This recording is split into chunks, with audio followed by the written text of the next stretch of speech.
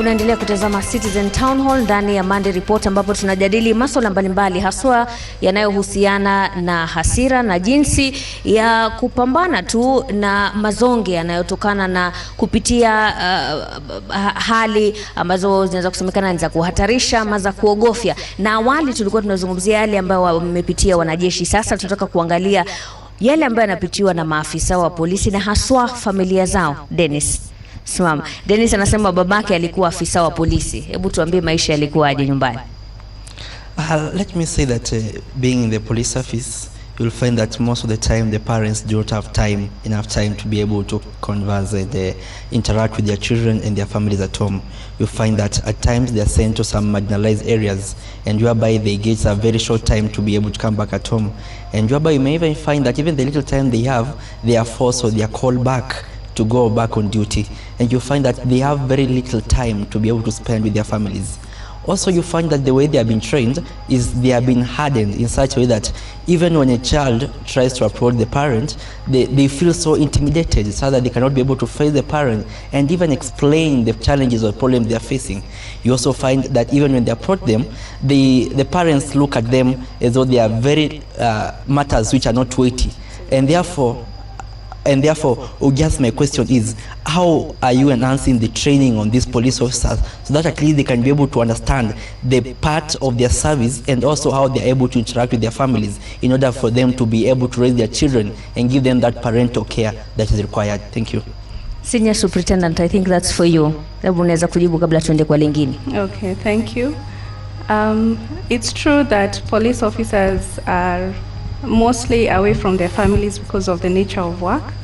That you find that the service has taken measures, for example, in helping officers deal with stresses through stress management training courses, and they go for maybe promotional courses, and when they are going for different training courses, they have some training on stress management and also able to identify post-traumatic stress disorder in some of those trainings that they undergo.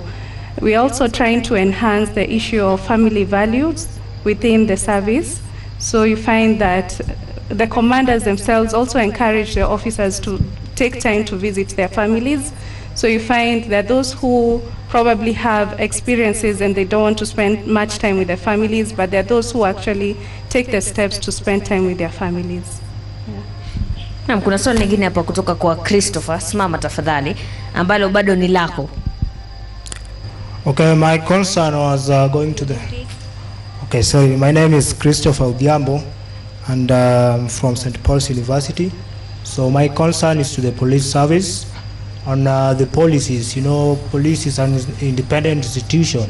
So are there policies that guide these police officers on what circumstances to carry the firearms? Because most of them who are stressed and move away from the police camps go and commit this, suicide at their homes. That is, they do it after killing their spouses and children. So what is the police force doing to monitor on what areas are they supposed to carry these firearms? Because that is what is hurting the nation at the moment. Maybe could he please rephrase the question, please? His question is, are there any policies that guide the officers on where and when they can carry their firearms? Okay, thank you, Christopher. Actually, we have standing operating procedures, and we have a Firearms Act and National Police Service Act that cater how police officers should engage themselves or use their firearms. So you find that probably sometimes when the officers commit the suicide and the murders, probably they had the firearms while on duty or while going on duty or getting off duty. So you find that they have easy access to the firearm at that point, and they're able to conduct either suicide or murders in case they had planned for it. So I can say there are policies in place, and the commanders have the duty to be able to implement those policies. Milka uko upande gani? Alikuwa na swali lingine kuhusiana na masuala yanayofungamana na kile ambacho tunajadili. Simama tafadhali. Asante sana. Milka, country yenye tunaishi sasa, we all act as if we are coming from better homes. Everything is okay. And at the end of the day, we end up killing each other and destroying each other. What makes us, or what makes other people, una behave ni kama uko sawa, lakini at the end of the day, there's something eating you inside. And how can we know if a person has such problem? Because we are living in a society that sitaki kuonekana niko na shida, or I'm good, everything is working out smart for me. Thank you. Dr. Gitau? Yeah, thank you very much. And I guess now we are talking because the life skills, basic life skills that you're hearing, the new curriculum emphasizing for all children in school and even the ones in the universities, if they were actually taught practically from that age of 0 to 6 going upwards, they are so basic as they sound, but if they are practical, even when you grow up, even if we listen to Byro and Mukuria here, you might get there were some things that were happening when they were growing up. If I have been equipped with basic life skills, like self-awareness, I need to know myself. That right now I'm getting angry. Right now I'm hurt. Right now I'm in so much rage. I could do something that I can't believe I'm doing.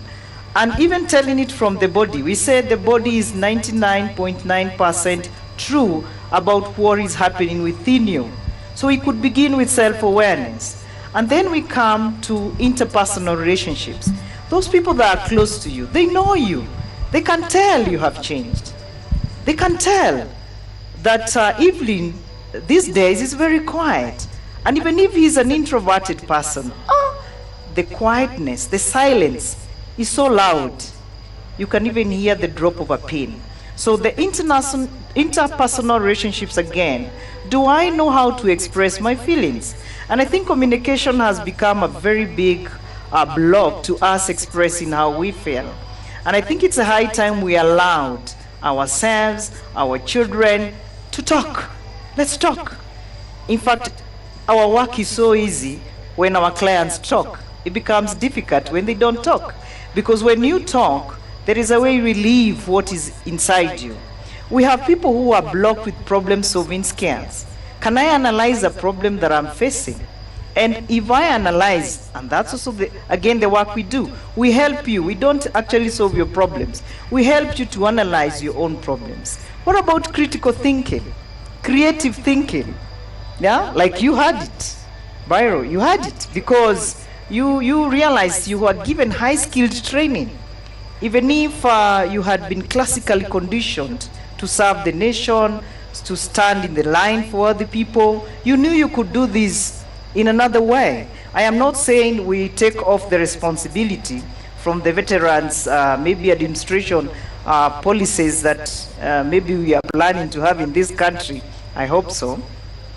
But it is important for us to know if you lack in basic life skills, you are so vulnerable to becoming emotionally unstable and causing conflict or even violence. There is a saying today that emotional intelligence is even far much better than intellectual abilities.